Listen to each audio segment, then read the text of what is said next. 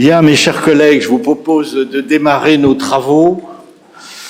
Comme il est 17h06 et que nous sommes toujours en période de couvre-feu, même si notre réunion débutant avant le couvre-feu, nous pourrons l'achever après le couvre-feu.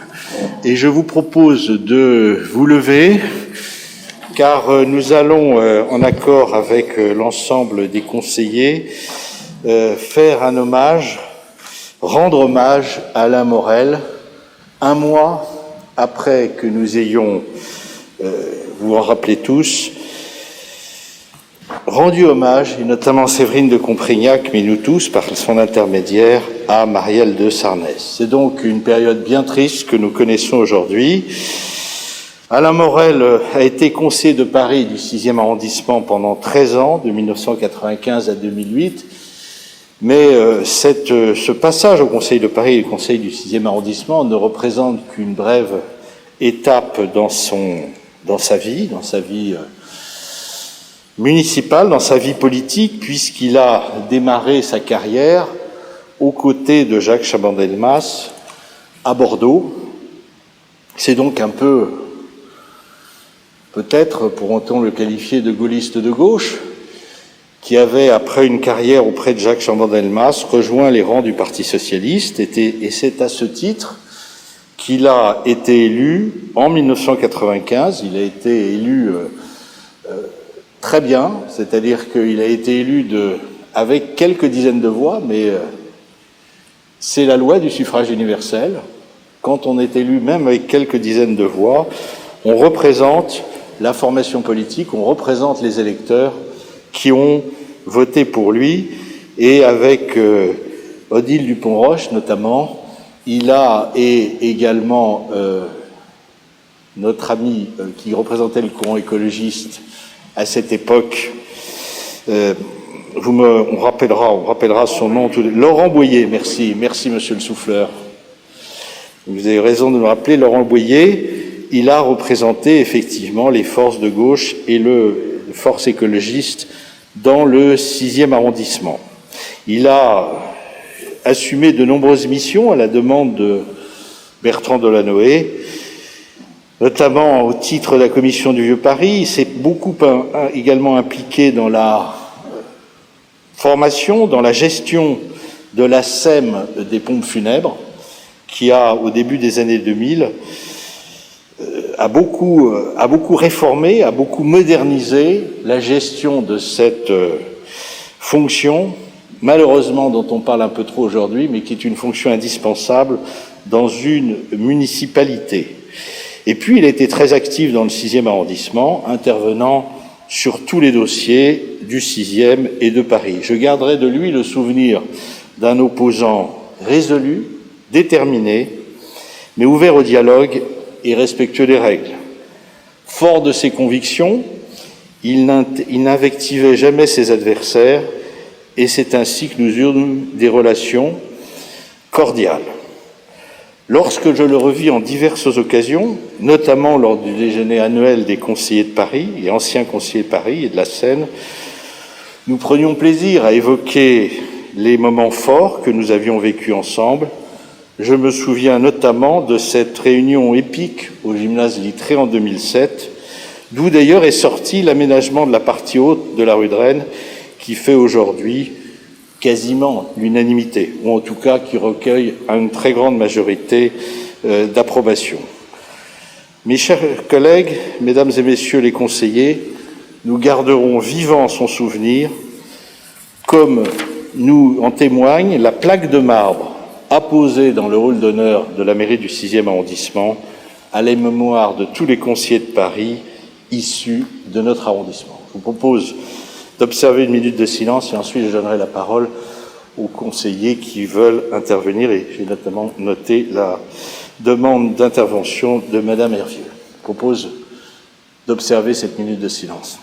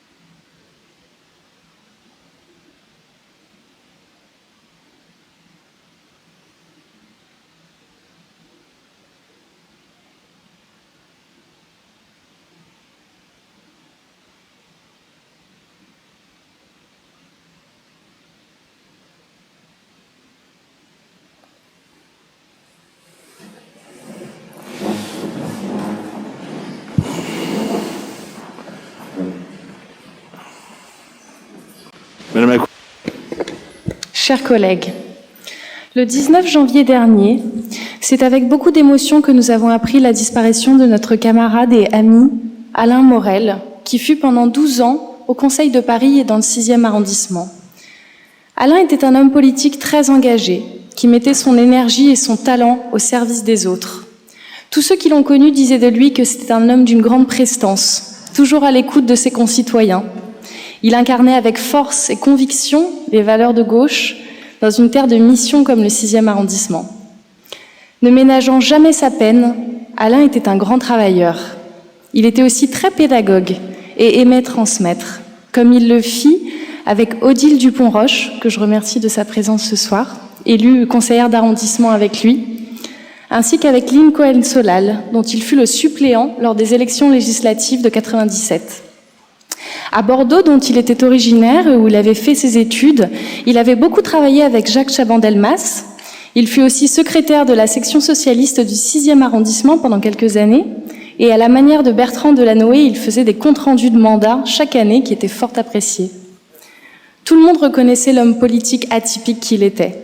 À la mairie du 6e, son attitude ferme mais toujours respectueuse et sympathique lui avait permis d'être accepté et apprécié par l'ensemble de l'équipe de la majorité municipale.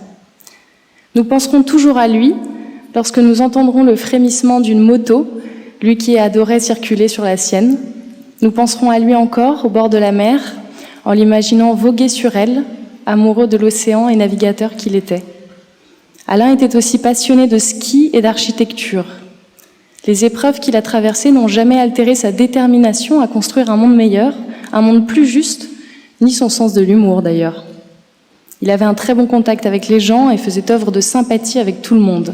Les personnalités, les nantis, les précaires, les jeunes et les enfants, ainsi qu'avec les personnes âgées pour lesquelles il s'investissait énormément. Aujourd'hui, nous pleurons un ami qui va nous manquer beaucoup, qui nous manque déjà.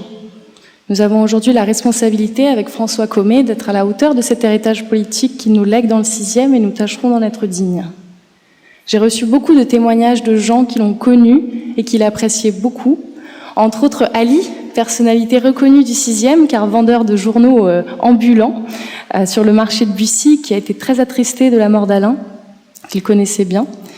Il lui faisait de la pub sur le marché en criant « Votez Alain Morel !» qu'il criait à tue-tête à travers les étals, en vendant le monde. Chantal Delourme, qui était conseillère d'arrondissement écologiste, qui garde en mémoire la cordialité, la présence et l'engagement d'Alain, son sourire et sa bonhomie. Charlotte Silvera, cinéaste, qui dit de lui qu'il avait une verve sans pareille, des yeux pétillants de lumière et d'intelligence, et qu'il restera pour toujours un merveilleux passeur d'œuvres. Cher Alain, quelques jours ont passé, pas la tristesse en nous. Je voudrais dire à ta famille, à tous tes proches et au nom du conseil municipal du 6e arrondissement que nos chaleureuses pensées t'accompagnent. Merci.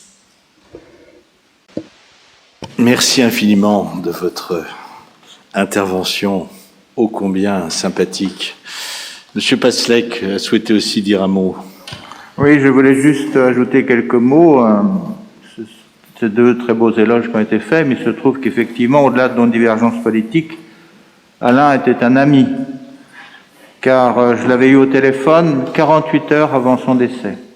Et ça a été un choc pour moi terrible d'apprendre qu'il avait disparu juste après que je l'ai eu au téléphone encore. Car nous parlions beaucoup de culture.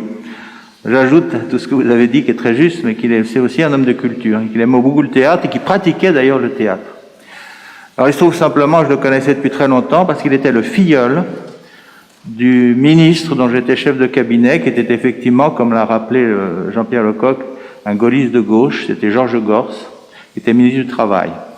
Et Alain était son filleul. Donc c'est comme ça que je le connaissais depuis très longtemps. Donc j'en suis d'autant plus ému et d'autant plus peiné. Merci. Merci, monsieur le maire. Nous allons, mes chers collègues, maintenant, après ce moment d'émotion bien légitime, entamer nos travaux. Et je vous propose tout d'abord de désigner le secrétaire de séance en l'absence d'Iris Berthomier qui a donné pouvoir à Madame de Comprégnac et de Paul Maria qui a donné pouvoir à Monsieur Passlec. je propose peut-être que Madame Bocan, qui sera assistée de Monsieur Rioual comme secrétaire auxiliaire, assume ce secrétariat de séance qui lui vaudra d'ailleurs de signer le PV et de le revoir. C'est pas une fonction, je dirais, d'une importance capitale, mais il faut qu'elle soit assumée, et je remercie Madame Bocan. Je vous propose de voter l'adoption de l'extrait des délibérations de notre dernière séance qui s'est tenue le mardi 19 janvier 2021. Y a-t-il des demandes de prise de parole? Monsieur Comet. Oui, merci Monsieur le maire. Concernant les procès-verbaux, vous nous avez obligés à avoir un procès-verbal minimaliste, pour ne pas dire squelettique, en arguant que ceux qui souhaitaient plus de détails n'avaient qu'à consulter la vidéo. Vous connaissez nos réserves sur ce point, parce que nous considérons que, et ce n'est pas un reproche, tous ensemble nous avons moins de talent que les tontons flingueurs, alors que nos séances sont aussi longues que leurs films. Il est donc particulièrement fastidieux d'aller y chercher de l'information. Enfin, soit, je constate que dans les procès-verbaux du 26 novembre et du 19 janvier, il y a écrit, je cite, « L'ensemble des débats et des explications de vote sont consultables via la captation vidéo de la séance sur le site internet de la mairie du 6e. » Or, aujourd'hui, ne figure plus sur le site de la mairie la captation vidéo du Conseil du 3 novembre, qui avait été réalisée, que nous avons reçue, qui nous a été communiquée et qui, depuis, n'est plus disponible sur le site, donc je souhaiterais qu'elle soit de nouveau consultable. J'en profite aussi pour revenir sur le procès-verbal de la séance du 22 septembre. Cette séance n'a pas été filmée. Le procès-verbal figurant sur le site n'est pas celui que nous avons approuvé le 3 novembre. C'est une version minimaliste dans laquelle il manque toute la discussion sur les conseils de quartier, qui est particulièrement importante puisque, Monsieur le maire, vous vous êtes exprimé sur le 3e collège et la participation à part entière des suppléants au conseil de quartier.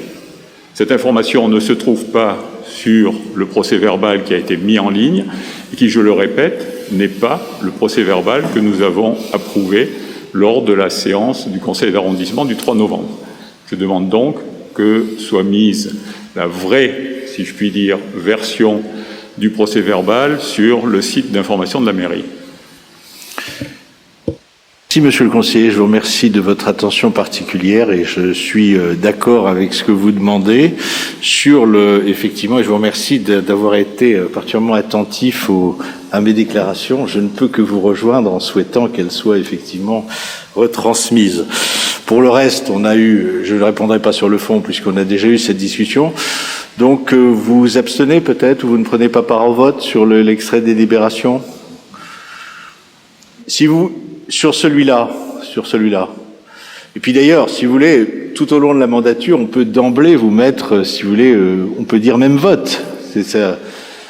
C'est comme vous le voulez. Non, vous nous avez expliqué, Monsieur le maire, qu'il serait possible, peut-être, de faire rentrer dans le procès-verbal quelques modifications que nous aurions à... Mon cher collègue, vous êtes têtu et persévérant, vous avez raison, c'est une qualité, mais je le suis également. Donc je vous ai déjà répondu sur le fond. Je vous ai dit que les moyens d'une mairie d'arrondissement étaient limités. C'était ceux que nous donnait la mairie de Paris et je ne dévierai pas de ce que nous avons dit. Nous captons. Après, si vous jugez que c'est trop long pour certaines personnes d'aller jusqu'au bout, écoutez, on va essayer d'être plus bref. Il faut être encore plus synthétique dans nos explications et dans nos commentaires. Et comme ça, les gens iront jusqu'au bout de la captation. Donc, mes chers collègues, je vous propose d'adopter ce compte-rendu. Qui ne prend pas part au vote? Qui s'abstient? Abstention, donc. Qui vote contre? Qui vote pour? Je vous remercie. Il est adopté à la majorité. Nous entrons dans le corps de ce conseil d'arrondissement avec la désignation des membres, enfin l'approbation des membres des 3 conseils de quartier du 6e arrondissement qui n'avaient pas encore été voté et approuvé par le conseil du 6e. Il s'agit des conseils du quartier Monet, Saint-Placide et non pas Saint-Sulpice et Odéon. Je donne la parole à Madame Florence de Vara. Donc, effectivement, il s'agit, merci Monsieur le maire, des 3 derniers conseils de quartier. Vous avez tous eu accès à la liste des membres, mais je pense que vous préférez que je les relise. Oui. Bon. Donc, quartier Monet. Donc, collège numéro 1, donc, les élus et personnalités qualifiées, Monsieur Charles Flaubert, Madame Antoinette Kiss, Madame Agnès Caporal, Monsieur Hugues Ancelin. Collège numéro 2, représentant des associations, Monsieur Laurent Allard, Association des parents d'élèves de l'école Jardinet, Monsieur Claude Gutière, Avenir Quartier Latin, Madame Marie-Antoinette Rivet, Solidarité Nouvelle pour le logement, Madame Alix Canamella, SOS Bruit, Paris 6e. Collège des habitants, collège 3, Monsieur Vincent Rouxel, Madame Delphine Eussertel, Madame Patricia Oriot, Monsieur Pierre Xavier Rouca, Monsieur Amaury de Montière, Monsieur Pascal Juster, Madame Ginette Jorégui-Berry, Monsieur Michel Lernoux. Voilà, donc ça c'est pour le quartier Monet. Alors, composition du quartier Saint-Placide. Donc, élu Monsieur Paul Maria et moi-même. Personnalité qualifiée, Monsieur François Abelanet, Monsieur Bruno Bouchot. Représentant des associations, Monsieur Nathanaël Napoli pour l'association de commerçants Saint-Placide Cherche Midi. Madame Sophie de Villeneuve accueille Louise et Rosalie. Madame Caroline Anne Lisfranc pour Abracadapin. Madame Marie Gondran de Robert pour l'association des parents d'élèves actifs de la rue Littré. Collège des habitants, Madame Nathalie Denoy, Madame Françoise Mathieu, Madame Marie-Hélène de Petrini, Monsieur Olivier Dubois, Madame Ernestine Gomella, Monsieur Olivier Breton, Madame Françoise Vucekovic, Monsieur Alain Davzac. Et le dernier, quartier Odéon, donc élu Monsieur Claude Ribes et Monsieur François Comet, personnalité qualifiée Madame Marie-Thérèse Lacombe et Madame Julie Noyal. Collège numéro 2, représentant des associations, Madame Solène Toutu pour la Fondation des femmes, Monsieur Serge Caillot pour l'Association des commerçants du marché alimentaire Saint-Germain, Monsieur Christophe Laverne pour l'association Village Saint-Germain et Madame Isabelle Lacorne pour la soupe populaire du 6e. Et collège des habitants, Madame Monique Taillandier, Monsieur Michel Georget, Madame Myriam Lemadec, Monsieur Jean-Marie Lesage, Monsieur Fabrice Poultier, Monsieur Patrice Vermeulen, Madame Yvette Misselin, Madame Francine Delteil. Voilà. Donc, je vous propose d'adopter la constitution de ces 3 conseils de quartier qui vont se réunir très prochainement. J'en profite pour souhaiter la bienvenue aux nouveaux conseillers et je me réjouis de collaborer avec eux de manière fructueuse. Et pour votre information, je vous signale qu'un 6e info présentant les 6 conseils de quartier sortira fin mars. Je vous remercie. Merci, mes chers collègues. Y a-t-il des demandes de prise de parole? Monsieur Comet. Oui, merci, monsieur le maire. Je suis surpris sur le collège numéro 2 du conseil de quartier Saint-Placide de voir Abracadapin, qui, me semble-t-il, n'est pas une association locale, alors que le règlement intérieur précise que le collège numéro 2 est réservé aux associations locales.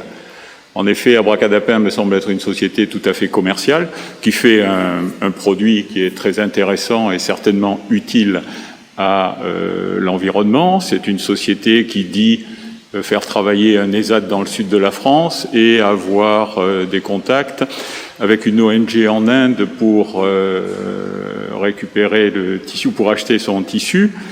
très bien, mais cette société est une société commerciale qui, si j'ai bien compris, est hébergée dans un incubateur Station F, qui n'est même pas dans le 6e arrondissement. Donc je ne comprends pas très bien pourquoi on prend cette personne-là comme responsable dans la partie collège numéro 2 associatif. Ceci ne veut absolument rien dire, et je ne veux pas parler de la personne ou de la société que je ne connais pas et qui me semble effectivement très intéressante. Il n'empêche que ce n'est pas une association, à mon avis. Alors, pour vous répondre, en fait, Abracadapin a été créé par une habitante du 6e arrondissement qui habite dans le quartier.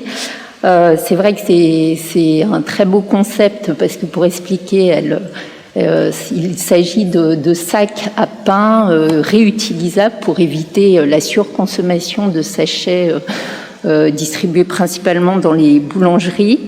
Alors, cette, en tout cas, association est référencée dans le guide des associations 2020-2021. Je pense que, honnêtement, elle correspond tout à fait à l'esprit de ce qu'on essaye de représenter, en tout cas dans les différents quartiers. Oui, j'ajoute que le siège social de l'association, c'est une personne qui habite très exactement rue de Rennes, au-dessus du café Le Cassette, qui s'était d'ailleurs manifesté auprès de nous il y a un certain temps. Et de toute façon, le siège social de l'association ne vaut pas pesant de cacahuètes. Quand on est élu à Paris, on peut être domicilié dans tous les arrondissements. C'est la même chose pour les associations. Beaucoup de choses procèdent du 6e arrondissement, mais on ne peut pas totalement, nous n'avons plus, la muraille de Philippe Auguste n'existe plus depuis longtemps. Donc on est bien obligé de collaborer avec un certain nombre d'autres entités. Je trouve que c'est plutôt sympathique qu'elle ait différentes activités, mais je pense qu'elle aura l'occasion de se présenter. Si vous voulez, Florence de Vara organisera une réunion avec cette personne pour que vous puissiez davantage la connaître. Voilà. Puisque c'est quelqu'un qui ne siégera pas dans le conseil du quartier où vous siégerez, mais en tant qu'élu, vous pouvez effectivement, bien évidemment, essayer d'avoir des informations supplémentaires sur cette association. Mes chers collègues, je vous propose maintenant de vous prononcer, d'approuver ou pas la composition de ces 3 conseils de quartier. Qui ne prend pas part au vote? Qui s'abstient? Qui vote contre? Qui vote pour? Je vous remercie. C'est adopté à l'unanimité et je suis persuadé, comme l'a très bien dit Florence de Vara, que ces 3 conseils essaieront de se réunir tout au long de ce mois de mars en présentiel, ce qui est une excellente chose, ça permet de se connaître davantage. Mes chers collègues, nous passons à la délibération suivante et je donne la parole à Madame Chantal Lambert-Burins. Merci, Monsieur le maire. Bonjour à tous. Donc, vous avez tous en main la délibération. Donc, je me propose de m'appesantir plutôt sur la délibération concernant l'esprit jazz, puisqu'il se produit dans le 6e, alors que les autres sont d'intéressantes manifestations portées par des associations tout à fait méritantes, mais dont les événements ne se passent pas dans le 6e arrondissement. Je les citerai si vous le souhaitez, mais je vais plutôt m'appesantir sur l'esprit jazz. Donc nous connaissons bien l'esprit jazz, puisque elle se produit dans le 6e arrondissement et que cette association organise, comme vous le savez tous, qui est soutenue par la ville de Paris. Elle fait revivre le jazz, plus particulièrement dans le lieu du quartier de Saint-Germain-des-Prés. Sa programmation, c'est une quinzaine de concerts avec un panorama des musiques de jazz des origines aux créations les plus récentes. Et vous savez également que tout autour de cette manifestation Jazz à Saint-Germain-des-Prés, il y a également des conférences jazz et bavardage qui sont ouvertes à un large public intergénérationnel. Il y a des after jazz, il y a des sessions de concerts dénommées jeunes et jazz et des actions en faveur des publics empêchés et de jeunes. Mais il y a également une soirée jazz au féminin dédiée aux musiciennes et chanteuses de jazz, bien évidemment. Donc cette année, le festival prévu du 9 au 20 mai accueillera des artistes de renommée internationale et de jeunes talentueux, d'artistes talentueux, dont certains concerts sont déjà prévus avec des diffusions en streaming.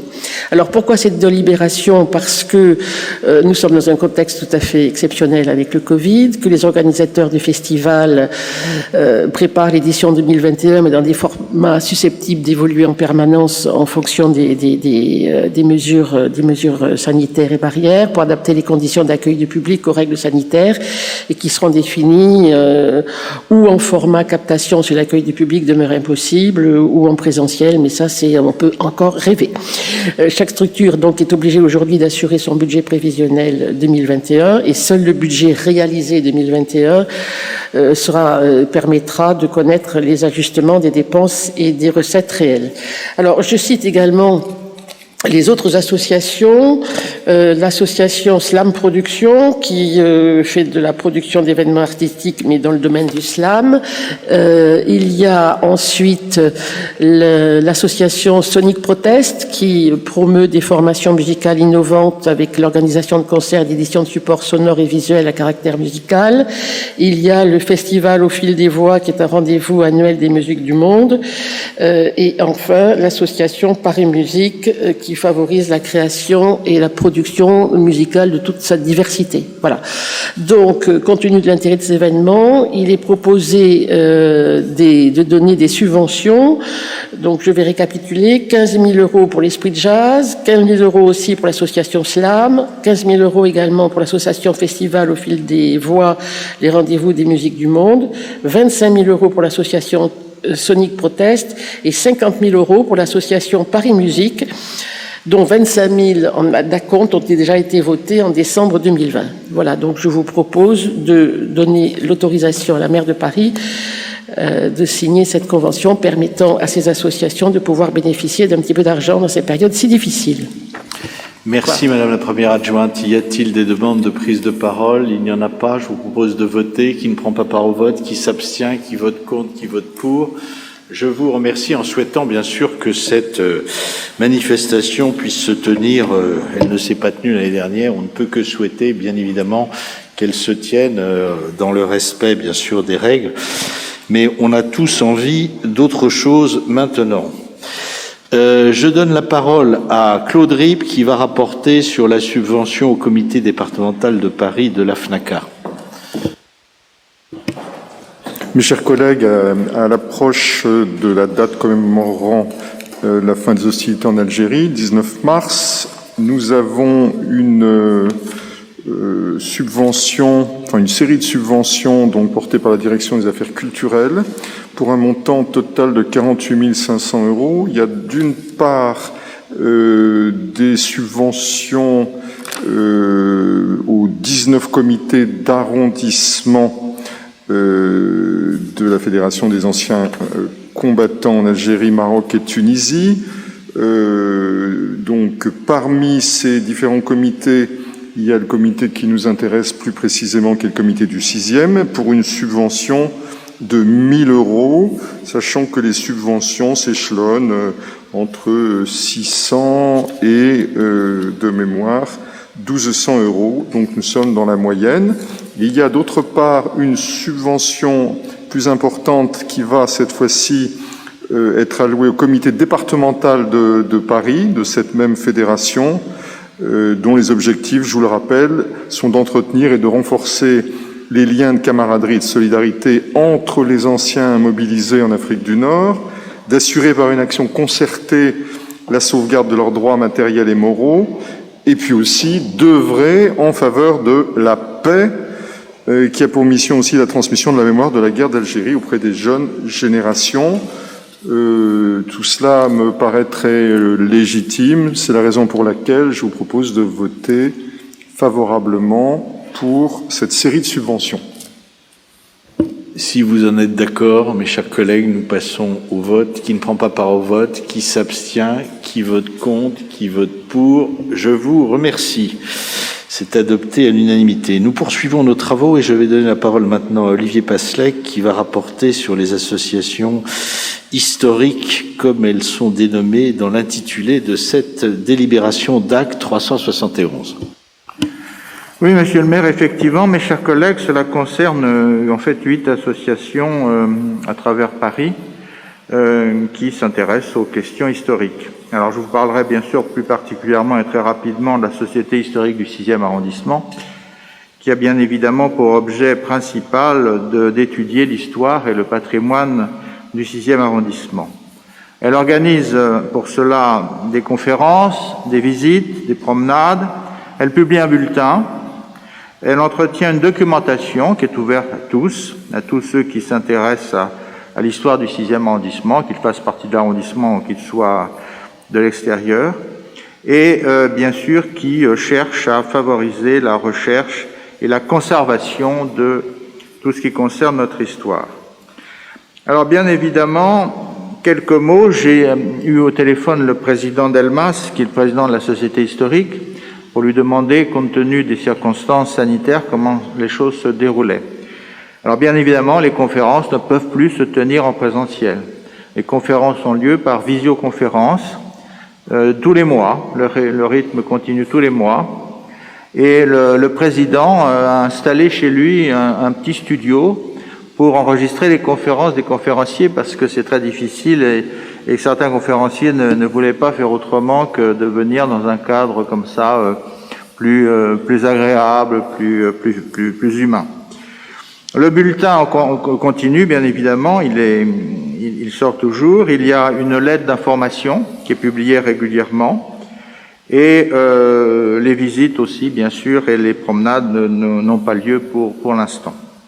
Voilà, donc pour toutes ces raisons, je vous demande de bien vouloir approuver l'ensemble de ces subventions, et plus particulièrement celles qui concernent le 6e arrondissement, qui est de 3 500 €.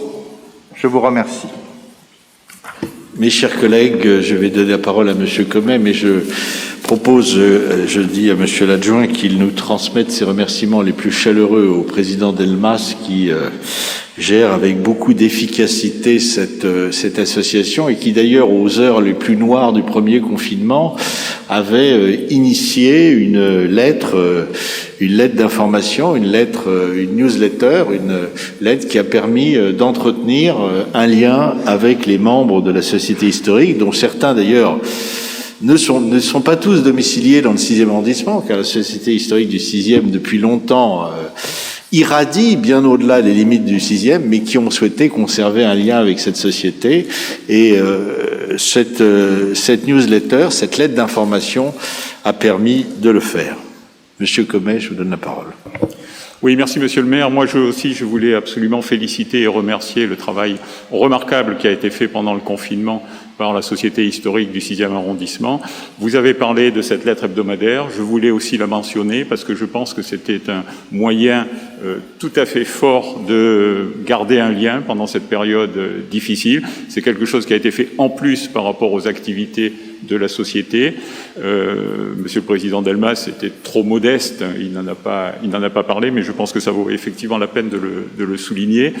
Et je constate d'ailleurs que les réunions qui sont faites en visio ont facilement une quarantaine de personnes qui suivent ces réunions. Et effectivement, là aussi, c'est pareil, c'est un travail qui est fait par Monsieur Delmas lui-même, vous l'avez mentionné, dans son appartement, c'est tout à fait intéressant. Je me réjouis aussi que la subvention de 3 500 € soit la deuxième plus forte subvention dans les 8 sociétés historiques, ce qui veut dire qu'effectivement, comme vous le dites, Monsieur le maire, la Société historique du 6e irradie bien plus largement et a une importance ou une visibilité qui est plus large qu'un certain nombre de ses collègues, ce dont je me réjouis totalement. Merci, monsieur le conseiller. Je vous propose donc de voter. Qui ne prend pas part au vote, qui s'abstient, qui vote contre, qui vote pour. Je vous remercie. Je passe maintenant la parole à monsieur Charles Flaubert, qui va rapporter sur la subvention et l'avenant pour l'organisation de consultations gratuites d'avocats en mairie d'arrondissement. Et je vous signale, je remercie le directeur général des services, que à ma demande a été fait un point complet sur l'organisation de ces consultations juridiques qui ont bien sûr particulièrement souffert des conditions dans lesquelles nous travaillons au cours des derniers mois, et ça vous permettra d'avoir une vision exhaustive. Il faudra d'ailleurs donner à cette lettre, à cette note d'information, justement la publicité qu'elle mérite. Monsieur le maire. Merci, monsieur le maire, mes chers collègues. Il nous est donc soumis par la direction juridique de la ville de Paris une demande d'autorisation de subvention et de signature d'un avenant numéro 2. De quoi s'agit-il? L'ordre des avocats et la ville de Paris souhaite donc signer un avenant qui règle une subvention relativement importante, puisqu'elle est de près de 300 000 euros, 296 750 euros uniquement pour l'année 2021, que donc la ville de Paris souhaite verser à l'ordre des avocats. En contrepartie du versement de cette subvention, l'ordre des avocats fournit donc, si je puis dire, aux arrondissements un service juridique, un service d'accueil à tous les arrondissements. Alors la note a été remise à tout le monde, elle est relativement exhaustive. On voit qu'il y a quand même un vrai intérêt des habitants pour ces consultations qui sont donc délivrées à la mairie par des avocats. Du fait du Covid, on a eu une baisse du nombre des consultations qui ont été données, puisque si on regarde de façon un petit peu plus précise, pour avoir un ordre d'idée, en 2019, un peu plus de 10 000 personnes avaient bénéficié de conseils juridiques d'avocats, et en 2020, un peu plus de 3 000. Donc bien évidemment, le Covid étant passé par là. Voilà. Contre cette subvention, l'ordre des avocats s'engage à assurer 1728 permanences gratuites de 3 heures, ce qui permet aux Parisiens donc de venir consulter gratuitement, en tous les cas, la consultation en tant que telle est gratuite, même si elle est facturée à la ville, de consulter un avocat. Voilà. Donc je vous propose de voter favorablement à cette demande d'autorisation pour verser une subvention et pour signer cet avenant numéro 2 qui porte sur le montant versé. Merci. Merci, mon cher collègue. Y a-t-il des demandes de prise de parole? Il n'y en a pas. Je vous propose de voter, mes chers collègues. Qui ne prend pas part au vote? Qui s'abstient? Qui vote contre? Qui vote pour? Merci beaucoup. Nous arrivons maintenant au règlement intérieur pour l'utilisation des cours d'école et de collège ouvertes au public, et je donne la parole à notre collègue Ariel Bocan.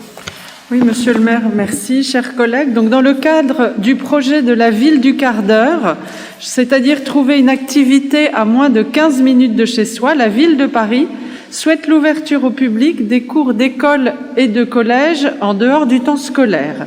Ces ouvertures sont prévues le samedi pour permettre aux habitants de venir avec leurs enfants pour jouer, lire, faire du sport entre 10h et 17h.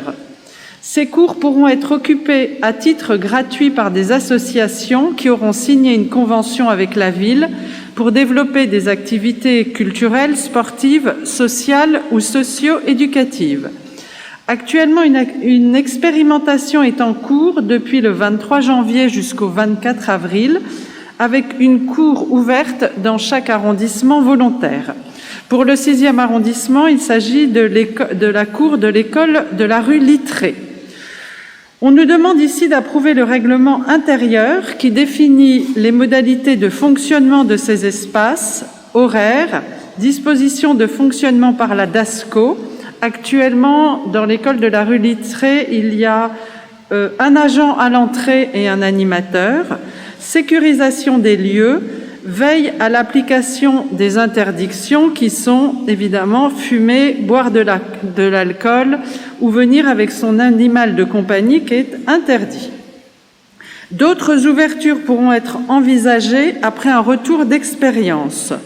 12 cours sont actuellement ouvertes dans Paris et l'objectif est de 50 à la fin du mois de juin.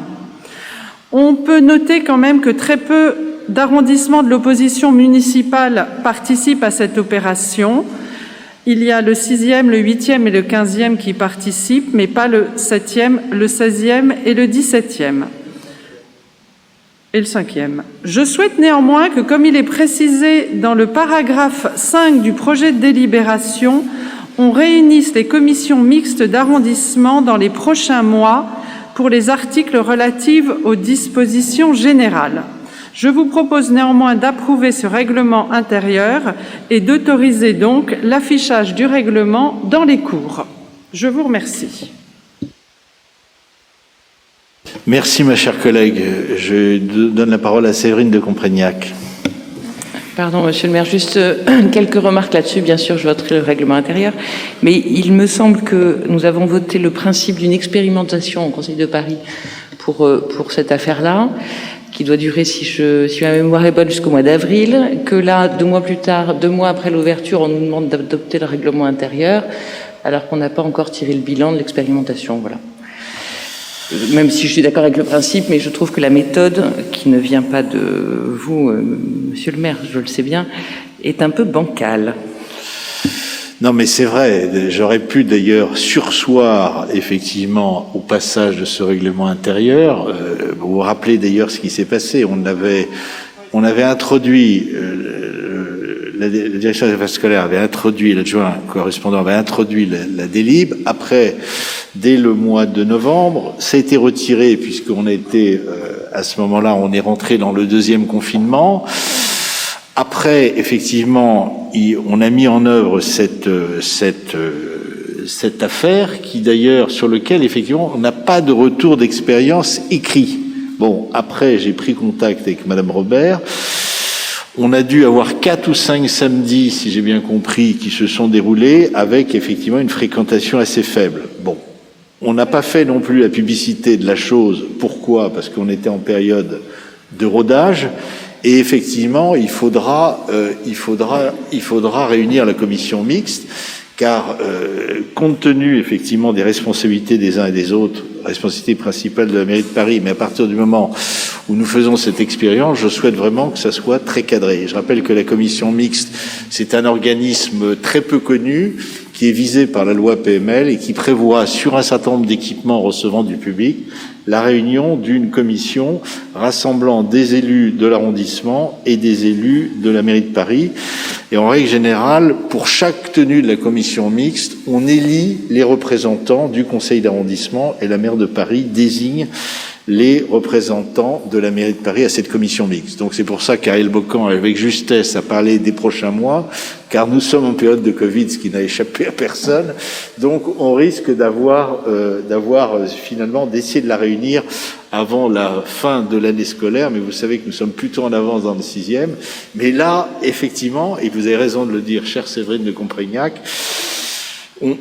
on apprend un peu en marchant, si vous me permettez cette expression un peu facile. Hein. Mais bon, après on va voir. Le groupe scolaire se prêter à ça. Après, il y a aussi actuellement, on a appris qu'il y avait une intrusion dans le bureau de la directrice d'école maternelle. Il n'y a pas de lien direct, mais ça reste un groupe scolaire sensible. Mais la rue Littré se prête néanmoins, et la cour du groupe scolaire Littré se prête à ce type d'expérience. Donc je vous propose de voter favorablement. Mais je vous remercie de vos remarques. Il faut effectivement suivre tous collectivement cette opération avec attention. Et on l'amènera jusqu'au bout avant de voir si effectivement l'année scolaire suivante on fait une autre expérience. Mes chers collègues, je vous propose de voter. Qui ne prend pas part au vote, qui s'abstient, qui vote contre, qui vote pour, avec bien sûr les remarques qui ont été faites. Je vous remercie. Nous poursuivons nos travaux et nous arrivons maintenant au point 9 de l'ordre du jour. Je vais redonner la parole à Madame Devara sur le budget participatif et une convention spécifique avec Airparif. Merci, Monsieur le maire, chers collègues. Alors, dans le cadre du projet urbain Maine-Montparnasse, les citoyens ont manifesté leur souhait de participer à l'étude d'Airparif pour des mesures de qualité de l'air tout au long de la période des travaux. Airparif propose donc un accompagnement technique de la ville de Paris pour un suivi participatif des impacts du projet d'aménagement et des travaux sur la qualité de l'air du quartier et de ses environs. Des prélèvements et une campagne de sensibilisation sont prévus. 8 réunions d'information vont être organisées. La participation financière de la ville de Paris a été fixée à 62 041 € pour l'année 2021 au titre du projet lutter contre toutes les pollutions du budget participatif 2019. Cette délibération arrive tardivement car les travaux ont déjà commencé, mais bien évidemment, étant tous très soucieux des conséquences sur la santé de nos concitoyens et sur notre environnement, je vous propose d'autoriser la maire de Paris à signer la convention avec l'association Air Parif, fixant donc le montant de la participation financière de la ville de Paris à 62 041 euros, sous réserve de disponibilité de crédit. Je vous remercie. Y a-t-il des demandes de prise de parole? Monsieur Comet, je vous en prie. Oui, je vous remercie, Monsieur le maire. C'est plutôt une demande d'information, puisque je vois que 8 réunions d'information sont prévues au total. Donc, je voulais savoir si on a déjà une idée de la façon dont ça fonctionne. Est-ce que ce sont des réunions des conseils de quartier? Est-ce que c'est une réunion qui sera faite au niveau global de l'arrondissement? Est-ce que ça donnera lieu à un SICA? Est-ce que les conseils de quartier riverains vont travailler avec les conseils de quartier du XIVe ou du XVe siècle, ou du 15e. La société historique m'a franchement marqué, je suis désolé. Compris, on vous a compris. Du 14e et du 15e arrondissement. Mais c'est une bonne question. Alors, a priori, de toute façon, vous l'avez compris, Montparnasse, ça va être une opération très importante pour le 6e, le 14e et le 15e arrondissement, qui va sans doute nous occuper tout au long de cette décennie. Et en études, en aménagement, ensuite en travaux, avec tous les problèmes qui peuvent être liés à la santé environnementale, il faudra y être très attentif. Et là, je dirais que c'est, là encore, bien sûr, c'est toujours la ville qui mène le bal, et il y a une mission spécifique mène Montparnasse, qui existe et qui a tendance à reconduire et à reproduire le schéma de consultation qui était à l'œuvre au cours des dernières années. Et c'est donc principalement, je dirais que, si je fais appel à ma mémoire, mais il y a deux types de consultations. Il y a des consultations sous la forme de promenades, balades urbaines autour du site menées par des personnes qualifiées. Et puis, deuxièmement, vous avez des réunions plus théoriques, plus organisées, plus structurées, qui réunit effectivement les conseils de quartier des zones concernées, c'est-à-dire principalement les conseils de quartier Saint-Placide et Notre-Dame-des-Champs, et les conseils de quartier correspondants du 14e et du 15e arrondissement. Mais évidemment, nous aurons l'occasion, au moment idoine, de faire un SICA élargi au conseil de quartier, puisque dans le 6e, nous élargissons toujours aux membres des conseils de quartier les SICA, sur cette opération qui sera une opération majeure. Il faudra sans doute, est-ce qu'on pourra le faire l'année prochaine? Sans doute, peut-être, mais ça sera effectivement particulièrement, je pense, particulièrement attendu et particulièrement fort. Mes chers collègues, je vous propose de voter. Qui ne prend pas part au vote, qui s'abstient, qui vote contre, qui vote pour. Je vous remercie. Cette délibération est adoptée. Nous en venons aux vœux et nous avons reçu 3 vœux, 2 de Madame Kiss et un autre émanant de Madame Hervieux et de Monsieur Comet. Le premier de Madame Kiss est relatif à la collecte des biodéchets dans le 6e arrondissement. Voulez-vous dire quelques mots, ma chère collègue, et ensuite Chantal Lambert-Burin vous répondra. Oui, merci Monsieur le maire, chers collègues. Donc c'est un vœu qui a rapport avec le nouveau dispositif de collecte des biodéchets qui est expérimenté sur le marché Raspail au niveau de la rue de Rennes et au niveau de la rue du Cherche-Midi, donc aux 2 points d'entrée et de sortie du marché actuellement. Cette collecte remporte un bon succès auprès des riverains. Nous avons des chiffres de la ville qui montrent que la quantité de déchets collectés est en augmentation de façon très nette. Donc ça prouve que petit à petit, les gens en parlent, etc., prennent l'habitude. Nous avons aussi des bons accueils de la part des riverains qui on a pu en discuter. Donc ce vœu a pour objet de demander la pérennisation de ce dispositif de collecte et également de l'élargir, parce que dans le 6e, comme vous le savez tous, on n'a qu'un seul marché de plein air et uniquement sur 3 jours de la semaine, donc c'est limité à une certaine partie de l'arrondissement. Et le vœu a pour objet de demander de commencer à réfléchir comment est-ce qu'on pourrait élargir ce dispositif de collecte, éventuellement peut-être au niveau du marché couvert de Saint-Germain, peut-être au niveau de certaines écoles si on se base sur le dispositif de la rue des écoles. Enfin voilà, le but c'est d'essayer d'élargir ça parce que nous n'avons pas beaucoup de marchés, nous n'avons qu'un seul marché et ouvert que 3 jours par semaine. Voilà, je vous remercie. Merci, chers collègues. Chantal Lambert-Buras. Merci, monsieur le maire. Merci, mes chers collègues. Écoutez, moi, je suis tout à fait en accord avec ce vœu et je présume que tous autour de cette table ne pouvons que nous ranger à cette proposition de pérennisation de cette expérience sur le marché Raspail. D'autant, comme vous le dites, madame Cusse, tout se passe remarquablement bien et effectivement, ça nous pousse peut-être à réfléchir à comment, prévoir cette expérience dans d'autres marchés. Cela nécessitera probablement des études pour savoir si c'est possible, la collecte des déchets, où est-ce qu'ils pourront se faire, est-ce que le cubage de ces déchets sera suffisant pour qu'on puisse venir le chercher avec des camions. Toute question qui sera utile de se poser, mais dans la démarche, je crois qu'on peut tous y être favorables. Et donc, s'il n'y a pas d'autres prises de parole, je vous propose de voter tous favorablement à ce vœu. Merci. Oui, enfin, si tu veux, mais on va voter d'abord et puis tu diras un petit mot. Oui, donc je vous propose de voter. Qui ne prend pas part au vote, qui s'abstient, qui vote contre, qui vote pour. Je vous remercie. Oui, pour le marché couvert Saint-Germain, qui est le seul marché couvert de la rive gauche, il dépend de la ville de Paris. Je pense que ça devrait être assez facile à mettre en œuvre. Il va falloir contacter la direction des affaires économiques qui gère le marché couvert Saint-Germain. Et puis dans les écoles, on y réfléchira. C'est un autre système dans les écoles. Mes chers collègues, je vous propose de poursuivre nos travaux et nous avons un deuxième vœu présenté par Madame Kiss, qui veut peut-être en dire un mot, et Ariel Bocan lui répondra.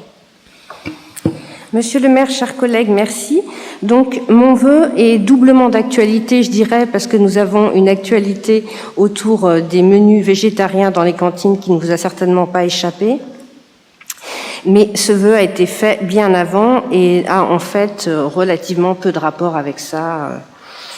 Donc, comme vous le savez tous, le marché passé avec le prestataire de services de restauration Sodexo pour la restauration des établissements scolaires qui dépendent de la caisse des écoles dans le 6e va arriver à son terme à la fin de l'année 2021. Donc, ça va être le moment de renouveler le marché ou pas avec le prestataire, mais surtout de rédiger un cahier d'appel d'offres qui établira clairement les objectifs que l'on veut donner pour l'alimentation de nos enfants pour les prochaines années à venir. Donc je vous propose par ce vœu 2 points. D'une part, d'aller vers plus de bio et plus de local. Actuellement, nous en sommes à 50%. Je vous propose de passer à 70 ou 80%, de passer par palier. Je préférerais qu'on passe tout de suite à 100% de bio, bien évidemment, mais je pense que des paliers sont nécessaires. Et je vous propose aussi de travailler sur les menus végétariens, sur la part du végétarien dans les cantines. Actuellement, nous en sommes à 1 menu végétarien par semaine dans le 6e, comme est prévu par la loi Egalim, si je ne m'abuse. Et je vous propose de passer à 2 menus végétariens. Pourquoi ? Pour plusieurs raisons. D'une part, parce que tout le monde sait que le végétal contribue à la déforestation et a un impact carbone et conséquent sur le climat. Donc, mettre un seul menu végétarien de plus par semaine, des études ont été faites qui prouvent que c'est bon pour le climat. Ensuite, parce que la cantine, c'est l'endroit où les enfants prennent des habitudes, un des endroits, évidemment avec la famille, mais c'est un des endroits où les enfants prennent des habitudes alimentaires pour la suite de leur vie. Et il y a actuellement un consensus scientifique sur le fait qu'il est utile pour la santé de développer la part du végétal dans l'alimentation.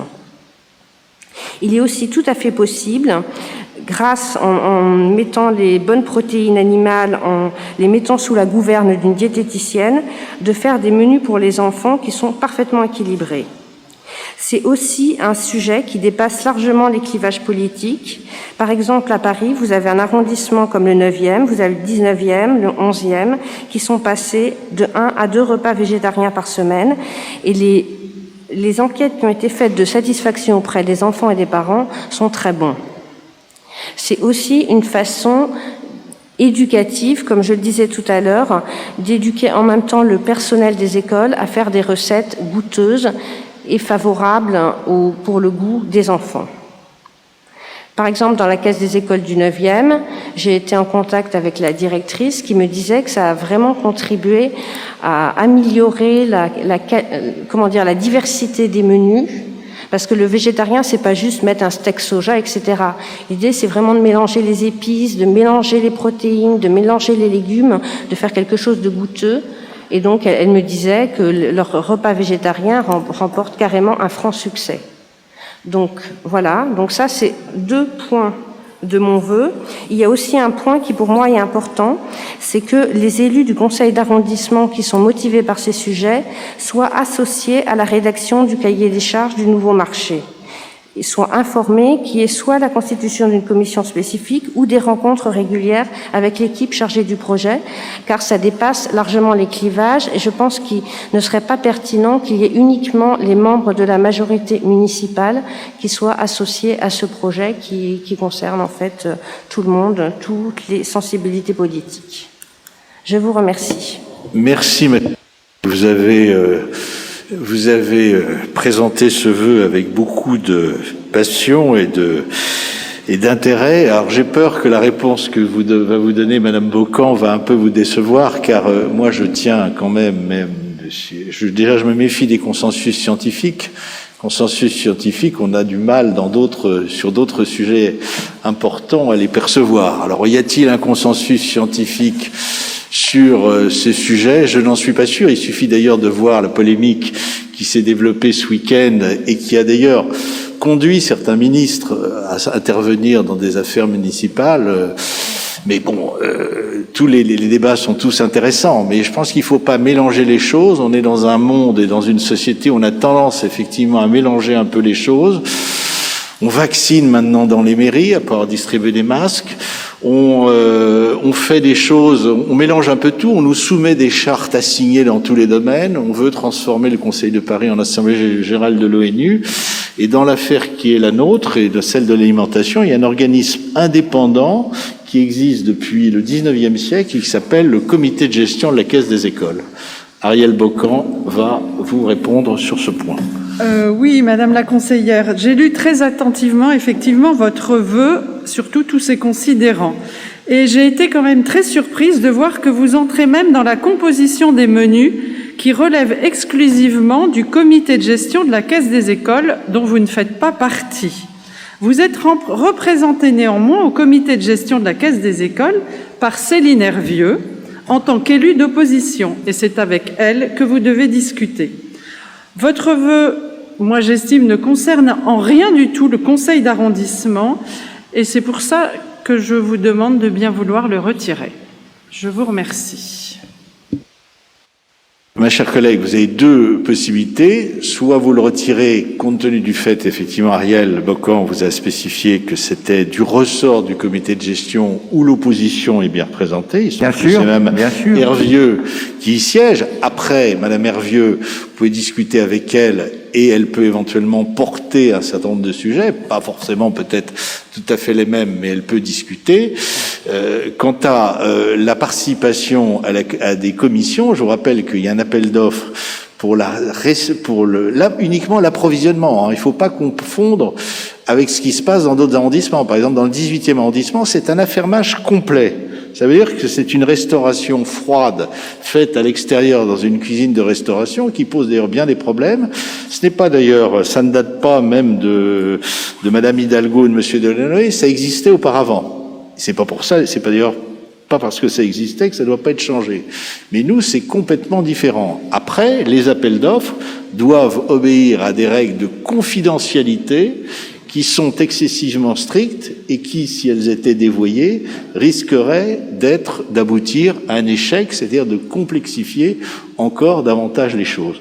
Mais nous aurons l'occasion néanmoins de vous donner les informations et bien évidemment, le cahier des charges sera conforme au plan d'alimentation durable qui a été établi par la mairie de Paris, dont d'ailleurs plusieurs adjoints sont en charge, Madame Pulvar, mais aussi Monsieur Bloch, et je crois également Madame Souiris au titre de la santé, qui est d'ailleurs une adjointe qui fait partie de votre groupe politique, et nous aurons l'occasion d'en reparler. Mais là, nous ne pouvons pas, dans cette enceinte, adopter ce vœu sympathique au demeurant, qui effectivement fait écho à l'actualité brûlante, si je puis dire, mais qui, si vous voulez, n'est pas est un peu hors sujet compte tenu de la répartition des rôles entre la Caisse des écoles et le conseil d'arrondissement. Madame Hervieux. Oui, merci Monsieur le maire. Simplement une petite explication de vote en ce qui concerne les socialistes de cette Assemblée. Simplement pour dire que, donc, en tant que membre de ce comité de gestion de la Caisse des écoles, moi je rejoins ma collègue sur l'importance de la transparence dans le cadre de cet appel d'offres et j'ai hâte de savoir qui va participer à la commission d'appel d'offres et je pense que c'est essentiel que les parents d'élèves notamment soient impliqués, qu'on ait l'information. Certes, c'est confidentiel, mais c'est important que tout le monde soit associé à cette décision qui est très importante pour les enfants du 6e arrondissement. Donc, évidemment, il faut que dans le cadre du renouvellement de ce marché, il y ait une tendance qui soit à aller vers plus de bio, de circuits courts, et ça, c'est totalement l'ambition que nous portons avec Anne Hidalgo à l'échelle de la ville de Paris, vous l'avez dit, dans le cadre du plan sur l'alimentation durable. Donc ça, ce premier point qui est évoqué dans le vœu de ma collègue, je pense, avec François Commet, nous le rejoignons totalement. Pour ce qui concerne les repas végétariens, le fait de passer à 2 repas végétariens, je pense qu'il est possible d'y réfléchir et de l'envisager, pas forcément de l'entériner immédiatement, mais parce que les retours qu'on a sont divers, si vous voulez. On a échangé aussi avec d'autres responsables de caisse des écoles qui nous disaient que quand vous passez en force à un repas végétarien, ça peut se faire en dépit de la qualité des produits. Or, ce qui est très important pour nous, c'est surtout d'assurer des produits de qualité dans les assiettes de nos enfants. Ça, je pense que c'est un point clé. Donc, c'est un sujet essentiel et nous voulons être vraiment garants de ce que nos enfants consomment et justement de cette question de l'éducation aussi à comment on mange, qu'est-ce qu'on mange, d'où ça vient, la traçabilité des produits. Donc, tout ça, ça doit être évidemment pris en compte et le fait de manger de manière équilibrée. Je pense, en effet, et là je rejoins ma collègue, nous devons tendre vers une réduction de la part carnée, mais ça doit se faire progressivement, ça doit se faire dans le temps, et peut-être pas de manière comme ça immédiate. Donc s'il était possible de distinguer les 2 aspects du vœu, à savoir la transparence de la commission d'appel d'offres, notamment dans le cadre du nouveau marché qu'on va passer pour la restauration scolaire d'un côté, et les repas végétariens de l'autre, ce serait formidable. Si c'est pas possible, malheureusement, on sera obligé de s'abstenir sur ce vœu. Merci. Poursuivrons cette discussion au comité de gestion de la Caisse des écoles, mais nous avons noté vos remarques de part et d'autre. Madame Kiss, qu'est-ce que vous faites? Vous retirez ou vous maintenez? Non, je ne retire pas le vœu parce que je considère que ça fait partie des rôles du conseil d'arrondissement en fait, de donner un cap. De donner un cap à l'alimentation et ça fait de donner des souhaits, de donner une directive. Non, mais vous pouvez vous exprimer, vous êtes exprimé, mais après la politique et le choix, effectivement, c'est le comité de gestion de la Caisse des écoles, qui est un organisme qui existe depuis des années. Mais nous vous avons entendu, et nous avons noté votre position, et j'ai noté celle de Madame Hervieux, qui va, de toute façon, on a beaucoup évolué au cours des dernières années, et on va continuer à évoluer. Non, mais je vous explique juste pourquoi je ne retire pas mon vœu. Oui, mais bien sûr. Voilà. Après, j'ai compris que vous n'allez pas le voter. Chacun est libre, il n'y a aucun souci. Voilà. Mais je vous explique que voilà, pour moi, je ne le retire pas. Merci. Mais je vous rassure, on ne va pas voter le suivant non plus. Prend pas part au vote, qui s'abstient, qui vote contre, qui vote... Alors, qui ne prend pas part au vote? Qui ne prend pas part au vote? Qui s'abstient? Madame Hervieux et Monsieur Commet. Qui vote contre? Qui vote pour? Le vœu n'est pas adopté. Je vous remercie. Nous passons donc au 3e vœu qui est déposé par Madame Hervieux et Monsieur Commet, relatif à la création d'une bagagerie solidaire dans le 6e arrondissement. Qui veut le présenter? Madame Hervieux. Alors, nous allons présenter conjointement, merci Monsieur le maire, je vais le présenter conjointement avec mon collègue François Commet. Ce vœu s'inscrit dans une volonté partagée avec les acteurs de la solidarité du 6e arrondissement concernant la création d'une bagagerie solidaire destinée aux personnes en grande précarité dans notre arrondissement. Vous le savez, la crise sociale et sanitaire a aggravé les situations de précarité pour de nombreux Parisiens, pour les personnes dormant à la rue, mais aussi pour les travailleurs pauvres. Le tout associé à une crise du logement, nous pensons que le 6e doit prendre toute sa part dans l'accompagnement des personnes en grande difficulté sociale et ce projet nous semble être une partie de la réponse que nous pourrions apporter. Alors, qu'est-ce que c'est qu'une bagagerie solidaire? C'est un espace qui permet de mettre en sécurité des vêtements, des documents d'identité, des affaires diverses, des personnes vivantes à la rue, et qui permet de réaliser pour elles certaines démarches, que ce soit la recherche d'un emploi, la recherche d'un logement, ou bien des démarches administratives, sans avoir ce poids de l'angoisse de savoir si on va perdre son bagage ou encore si on va se le faire voler. Et c'est aussi un espace de lien social où l'espoir peut être redonné justement à ces personnes qui sont malmenées par les difficultés de la vie.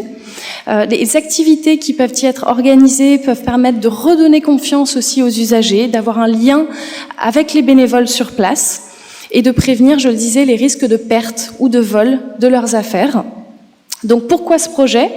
Les 3 précédentes éditions de la Nuit de la Solidarité dans le 6e arrondissement ont montré qu'il y avait une présence croissante de sans-abri dans le quartier, environ 90 lors de l'édition 2019.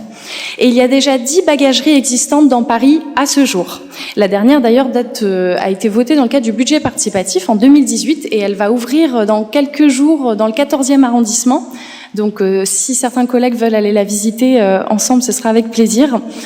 Donc au titre de budget participatif, nous allons déposer ce projet et nous avons souhaité le soumettre aussi au conseil municipal parce que ça nous paraît être un projet au service du bien commun et nous serions très fiers de pouvoir créer ce lieu, un lieu comme celui-ci dans le 6e arrondissement. Je pense que c'est important étant donné le contexte et d'une manière générale pour pouvoir aider ces personnes en grande précarité. Donc, je vais laisser la parole à François Comet pour compléter ma prise de parole. Merci. Oui, merci. Comme l'a dit Céline Hervieux, ce projet de bagagerie s'inscrit complètement dans l'ensemble des associations qui existent déjà sur la solidarité dans le 6e arrondissement. Nous avons eu pas mal de rencontres, notamment avec Montparnasse Rencontres, qui nous ont expliqué pourquoi ils considéraient que le besoin était important, mais que eux-mêmes ne souhaitaient pas le faire ou n'avaient pas la place pour le faire. Nous avons visité un certain nombre de bagageries, donc ce que nous proposons n'est pas quelque chose de révolutionnaire, mais c'est quelque chose dont le besoin est demandé par l'ensemble des associations du 6e. Et ce que nous souhaitons, et c'est en ce sens que le vœu est rédigé, ce que nous souhaitons de la part de la mairie, c'est une bienveillance qui soit plutôt active, voire un soutien sur les 3 points délicats que l'on a dans une bagagerie. Le premier consiste à trouver des locaux. Donc ça, nous avons une idée de ce qu'il faut, mais les locaux ne sont pas encore là, ce qui n'empêche pas de présenter le budget au projet participatif, ni même évidemment d'en débattre en conseil d'arrondissement. Le deuxième point qui est compliqué, c'est effectivement de rechercher des bénévoles. Alors, nous sommes assez confiants sur le fait qu'il y a dans le 6e déjà beaucoup d'associations, il y a beaucoup de gens qui font du bénévolat, il y a beaucoup de gens qui sont impliqués dans le soutien et l'aide aux personnes en grande précarité. Il faut savoir qu'une bagagerie, si on veut qu'elle ait un taux d'ouverture à peu près raisonnable, nécessite quand même une 60aine de volontaires. C'est donc important, et c'est donc là-dessus qu'il nous semble important que la mairie puisse apporter, communiquer, expliquer, soutenir cette recherche. Le troisième point qui est important, évidemment, c'est la partie financement. Autant le budget participatif peut financer la partie investissement, autant il y a quelques petites subventions qui existent dans les autres bagageries pour payer les loyers. Par contre, le fonctionnement complet est à base de bénévoles et les charges et les autres types de financement dont on a besoin relèvent de sponsors que les différentes associations qui gèrent les bagageries dans Paris vont trouver, à qui elles présentent leurs projets, et suivant le type de financement qu'on arrive à avoir, on peut évidemment être plus ou moins actif, sachant que le cœur, encore une fois, de la bagagerie, c'est un espace convivial dans lequel les bagages sont en sécurité pour des gens qui sont en grande difficulté, qui sont à la rue ou qui sont dans des foyers des hébergements d'urgence, où là aussi il n'y a souvent pas de place pour des bagages dans des conditions sécurisées. Voici donc ce que nous souhaitons. Nous souhaitons un soutien de la mairie, sachant que effectivement, après, c'est l'association qui devra être créée, qui devra trouver son financement, qui devra gérer la bagagerie et qui évidemment passera des accords, comme c'est le cas dans les autres arrondissements, pour l'admission dans la bagagerie et pour le fonctionnement global de la bagagerie, donc des accords avec les autres associations de solidarité de l'arrondissement.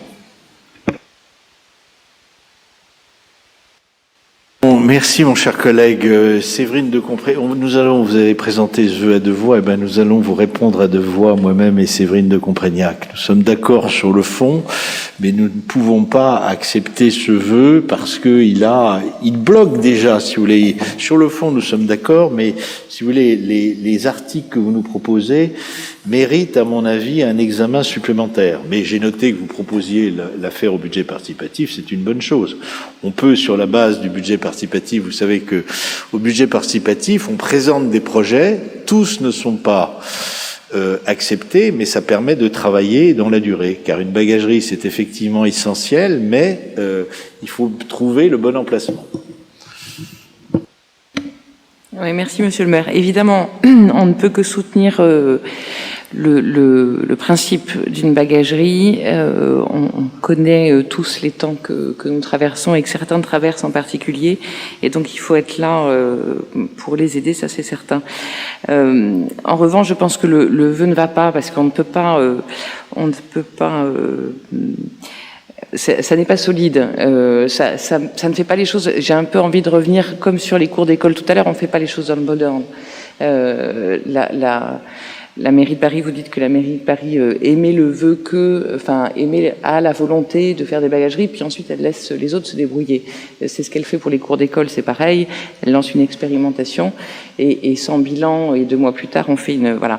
Je pense qu'il faudrait faire les choses dans le bon ordre, sur le principe évidemment, mais qu'il y ait une association, qu'il y ait un projet, qu'il y ait un budget, et qu'ensuite on puisse aller de l'avant ensemble. Et je suis sûre que la mairie et le service communication fera tout le nécessaire pour faire de la pub, etc. Mais je pense que c'est pas vous prenez pas les choses dans le bon ordre. Voilà, c'est pour ça que j'inviterai mes collègues à ne pas voter ce vœu. Oui, j'ajoute que pour compléter, merci Séverine de Comprégnac, pour compléter, sur 2 points je compléterai. Vous parlez des 2 immeubles RIVP. Pourquoi pas? Mais pourquoi cela uniquement? Premièrement, parce que la rue Jean-Bart, le programme est déjà bouclé. Le rez-de-chaussée de la rue Jean-Bart accueille les locaux techniques de la future crèche Fleurus. On va pas mettre une bagagerie à la place des locaux techniques de la crèche Fleurus. L'immeuble de la rue Jean-Bart qui est... Et l'immeuble de la RIVP de la rue Notre-Dame-des-Champs, moi je veux bien qu'on examine, mais je suis pas sûr que l'arrivée d'une bagagerie dans un secteur de cette nature ne suscite pas des réactions difficiles, si vous voulez. Vous savez, on a l'habitude un peu de ce genre de choses. Je pense par exemple à l'accueil Louise Rosalie, qui est un accueil de femmes qui a été créé rue de Sèvres, un accueil remarquable. J'ai reçu les personnes il y a 2 ans. Leur préoccupation principale, c'était de me dire est-ce qu'on va être bien reçu dans l'arrondissement? Je leur ai dit vous allez commencer par faire un projet bien ficelé et ensuite ça se passera bien. Je n'ai pas reçu une seule lettre de protestation. En revanche, si l'opération est mal conduite, ça peut susciter des réactions excessivement fortes. Deuxième remarque, vous dites on va faire une association spécifique. Pourquoi pas? Mais pourquoi non plus ne pas faire, si vous voulez, appel aux très grandes associations? Je vous rappelle que nous avons 2 foyers Emmaüs dans le 6e arrondissement, un premier foyer Emmaüs qui est rue de Bussy, l'ancien foyer des élèves de l'ENA, et un deuxième foyer qui se trouve à l'extrémité de l'arrondissement, rue du Cherche-Midi, dans un ancien hôtel. Ce sont des résidences sociales, ça se passe très bien. Moi, j'ai peur, si vous voulez, quand on crée des associations spécifiques, au départ, tout se passe bien, et après, ça périclite considérablement. Et contrairement à ce que vous pouvez penser, la crise que nous traversons a affaibli considérablement un certain nombre d'associations. Donc moi, je pense que sur le principe, on est d'accord, mais donnons-nous le temps de la réflexion, de trouver un point d'atterrissage qui soit, je dirais, le plus adapté, et regardons si nous ne pouvons pas faire appel à des grandes associations. Et cette remarque, elle vaut d'ailleurs pour tous ceux et celles qui veulent faire quelque chose. Combien avons-nous reçu de personnes qui voulaient, dans tel ou tel domaine, agir Il y a de grandes associations, la Croix-Rouge, la Protection civile, le Secours populaire, etc. Renforçons-les. Elles ont perdu énormément d'adhérents. Et, nous le savons tous, la crise que nous connaissons, qui se terminera bien, mais qui va se doubler d'une crise économique et sociale, amènera sans doute, effectivement, et vous avez raison, mes chers collègues, tous, amènera considérablement à ce que la demande sociale augmente. Et dans notre arrondissement, comme dans l'ensemble de Paris, qui est particulièrement touché, effectivement, par la précarité.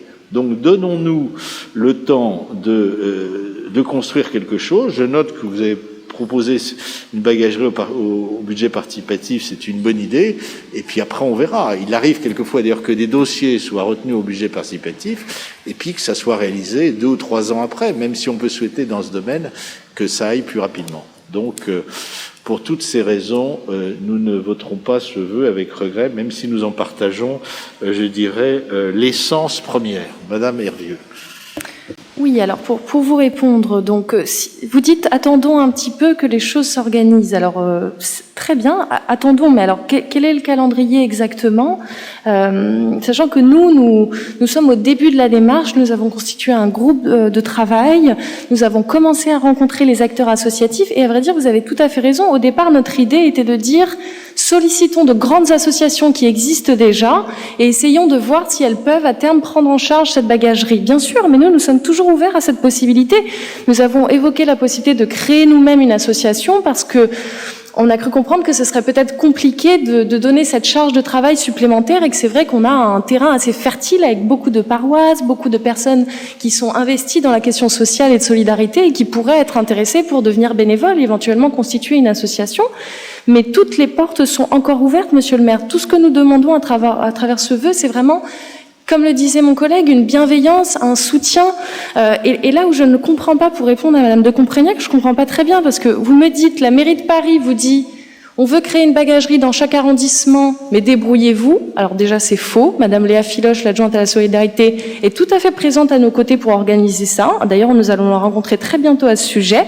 Et ensuite, je ne comprends pas pourquoi vous dénoncez cette méthode alors que vous faites la même chose en disant, débrouillez-vous, présentez-nous le projet et après on verra si on le vote. En fait, d'accord. En fait, ce qu'on demande, c'est justement que vous nous aidiez et qu'on puisse y travailler ensemble. Après, on a commencé à le faire, évidemment, on a commencé à organiser les choses, mais l'idée, c'est justement que la mairie puisse nous aider à constituer, à organiser.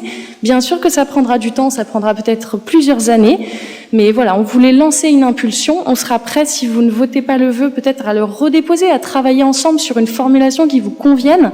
Mais c'est un projet vraiment important, je pense, pour les bénéficiaires. Donc, essayons de trouver une façon consensuelle d'y travailler tous ensemble. Merci.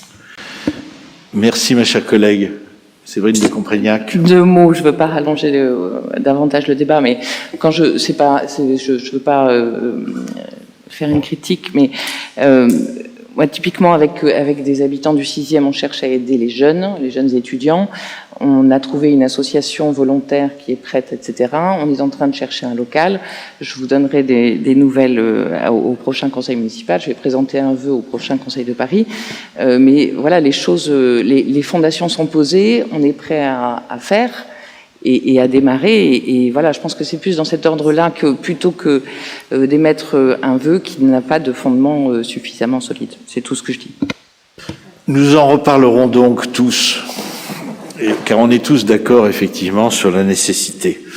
Mes chers collègues, alors un peu comme à Madame Kiss, vous voulez maintenir le vœu ou vous souhaitez le retirer ? Bien sûr, on le maintient. Est-ce que vous pouvez nous donner un calendrier quand vous dites nous en reparlerons ? Non, attendez, calendrier, je ne demande des calendriers, je ne les sors pas de mon chapeau, les calendriers. On va en reparler. Là, on est en gestion de crise. Pour le moment, on a des priorités que vous connaissez et qui sont d'ailleurs celles partagées avec la mairie de Paris.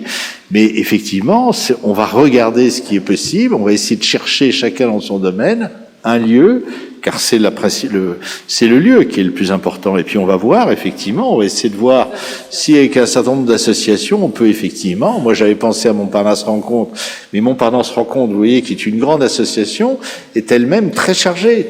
Elle gère déjà beaucoup de choses, l'alphabétisation, donc elle a apparemment pas envie de prendre cette charge supplémentaire. Voilà, mes chers collègues, donc nous passons au vote. Qui ne prend pas part au vote? Qui s'abstient? Qui vote pour? Qui vote contre? Je vous remercie. Le vœu n'est pas adopté, même si nous en partageons, je dirais, l'essence première.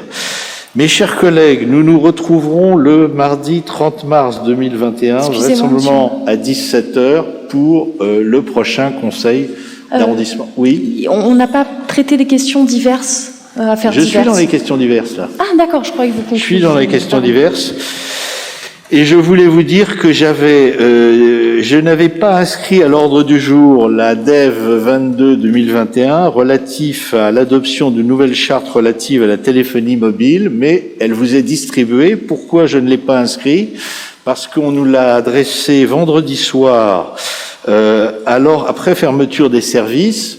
C'est un dossier considérable qui sera débattu au prochain Conseil de Paris et qui a fait l'objet, lui aussi, pendant le week-end, de nombreux articles dans la presse. Je vous propose de ne pas donc en débattre ce soir, mais je vous propose bien sûr d'aborder ce sujet lors d'un prochain SICA, si possible avant l'été, car bien évidemment, en tant que conseiller d'arrondissement, nous sommes très soucieux des problèmes qui peuvent naître de la 5G, même si à titre personnel je n'y suis pas opposé, car je vous incite à lire le document. Apparemment, dans les 2 prochaines années, à l'issue de 2 prochaines années, il y a des puissances considérables qui risquent d'intervenir. Mais là, compte tenu des délais, effectivement, je ne pense pas que le conseil d'arrondissement ne pouvait pas. Tous les délais ont été franchis. On ne peut pas me demander de respecter les délais, et je les respecte, de convocation, et m'envoyer un projet de 50 pages comme ça, sorti je ne sais où, alors d'ailleurs qu'il y a une conférence citoyenne métropolitaine qui avait lieu, et que les groupes politiques au Conseil de Paris n'ont pas été consultés. Voilà. Mais je n'en veux à personne, néanmoins, car nous aurons l'occasion d'en reparler. Avez-vous d'autres affaires à adopter? Si vous n'en avez pas, Monsieur Comet, je vous donne la parole. Je vous remercie, Monsieur le maire. Encore une remarque sur le site de la mairie du 6e, puisque à la rubrique Conseil de quartier maintenant, sur le site de la mairie du 6e, tous les anciens PV ont disparu. Donc la seule chose qui reste, c'est la liste des 3 conseils de quartier que nous avons votés le mois dernier. Il n'y a pas le nouveau règlement. Donc je ne comprends pas pourquoi du passé on a fait table rase, ce qui d'habitude est quand même pas le cas dans le 6e. J'insiste sur la nécessité aussi d'annoncer les réunions des conseils de quartier. Ces réunions sont publiques. Il est important que sur le site on marque quand elles ont lieu, et que si possible, on ne le marque pas la veille pour le lendemain, puisque ces réunions sont prévues assez largement à l'avance.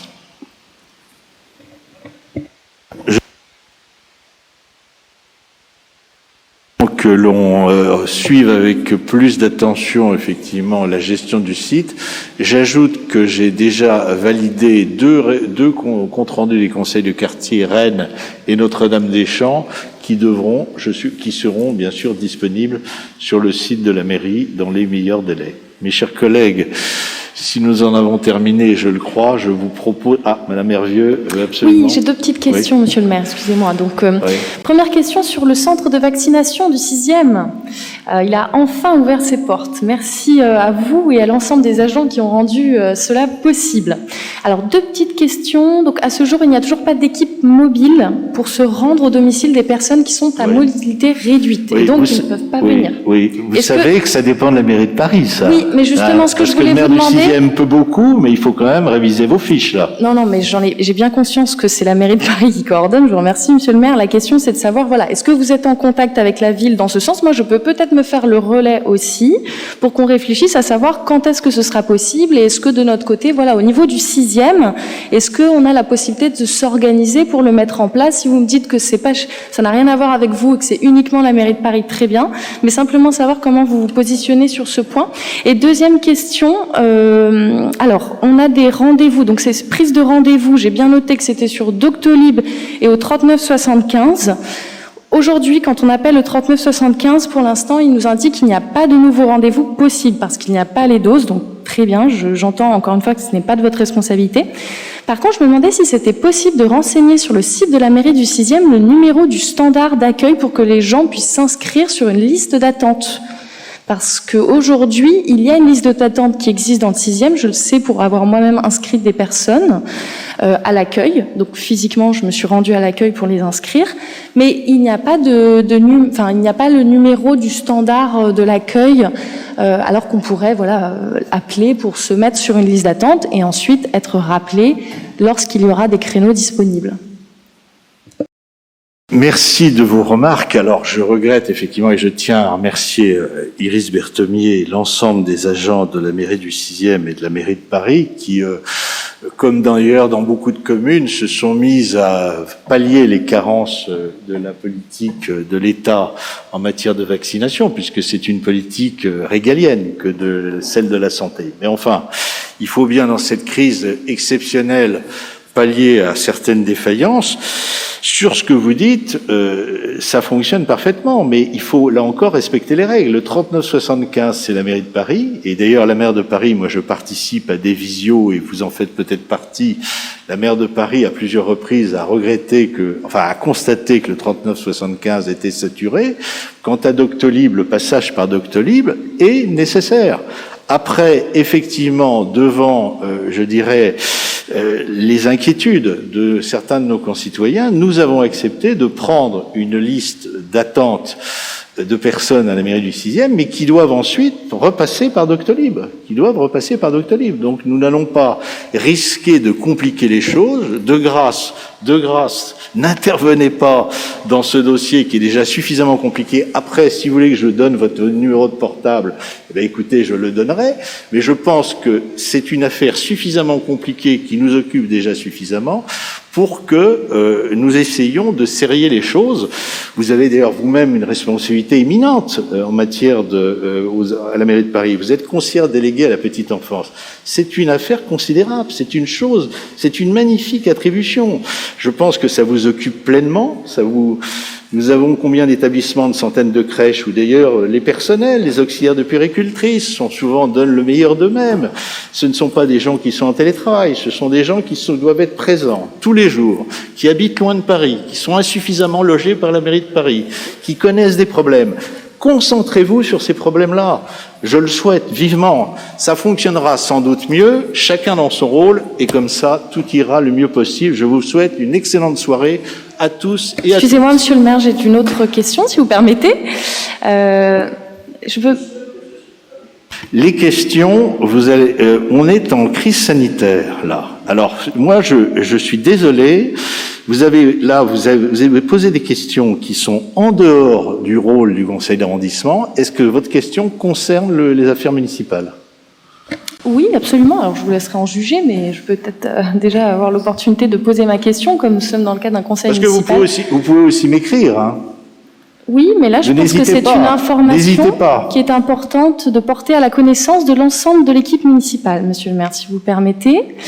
Donc, ça concerne l'abattage d'arbres sans autorisation. Donc, j'avais une question très simple pour savoir si vous aviez connaissance de ce dossier, puisque visiblement, il y a eu donc des abattements d'arbres qui ont été réalisés au sein d'une propriété privée qui est située au 16 rue Notre-Dame-des-Champs, dans le 6e arrondissement, qui est une propriété de la congrégation des Sœurs du Bon Secours, et que l'arrachage de ces arbres a été effectué la semaine dernière avec des travaux de terrassement qui sont actuellement en cours. Or, rien ne laisse supposer que les arbres qui sont arrachés, donc au moins 2 marronniers et un tilleul, aient d'abord été malades, ni qu'il soit prévu de les remplacer en lieu et place. Les propriétaires avaient déjà pris l'habitude, visiblement, d'étêter régulièrement les arbres de l'ensemble de cet espace vert protégé, ne laissant que des troncs. Et il ne reste plus actuellement qu'un grand vide sans la moindre plante dans la zone sud-ouest de ce jardin. C'est une parcelle qui est un espace vert protégé dans une propriété privée. Or, les abattages d'arbres nécessitent une autorisation administrative préalable et il n'y a eu aucune autorisation administrative pour l'arrachage de l'ensemble de ces végétaux dans cette zone. Donc, je souhaitais savoir si vous en aviez connaissance. Oui, mes chers collègues, j'en ai eu connaissance grâce à Madame Kiss, qui a reçu apparemment la même information, et j'en ai tout de suite informé la nouvelle directrice des Parcs et Jardins, Madame Salofkost, qui n'était pas informée, mais qui va effectivement diligenter une étude. Si ce que vous dites est vrai, et j'ai toutes les raisons de le penser, c'est effectivement tout à fait condamnable, et j'espère que les dispositions nécessaires seront prises par la ville, par la mairie de Paris, pour effectivement demander à ce propriétaire indélicat de replanter les arbres, ou en tout cas d'en substituer d'autres. Nous sommes d'accord ? Si je peux juste me permettre, oui. Donc effectivement, c'est la réponse que nous ont donnée les services de la ville, qu'ils allaient faire une visite. Donc j'imagine une visite d'inspection pour voir ce qui s'est passé, et je présume qu'ils vont nous tenir au courant. En tout cas, c'est ce que j'ai demandé. Bien sûr. Voilà. Et je vous donnerai les informations nécessaires puisque nous étions dans la boucle, mais je vous mettrai, Madame Hervieux, dans la boucle de mail. Je vous remercie tous. Excellente soirée.